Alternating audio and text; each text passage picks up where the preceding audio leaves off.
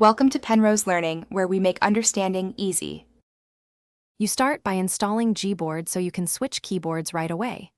Open Play Store, search for Gboard and tap Install. Grant permissions when prompted. Once done, make sure you have at least a few hundred megabytes free and that your device is on Wi-Fi if you prefer. You're not just adding an app, you're enabling a system input method. Stay on the install screen until it finishes, then tap Open to check initial settings and continue to activation in the next step. Now you activate Gboard so apps use it. In Settings, find Language and Input under General Management or System. Tap on Screen Keyboard, then Manage Keyboards.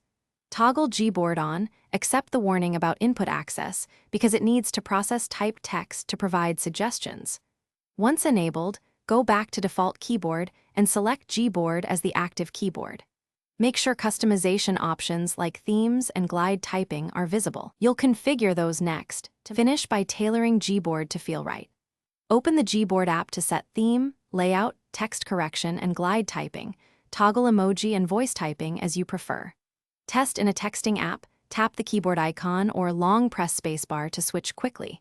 If it doesn't appear, restart your phone and recheck settings right arrow on screen keyboard. Sometimes device administrators disable third-party keyboards. If problems persist, reinstall Gboard and confirm Play Store updates are complete. That usually resolves remaining issues.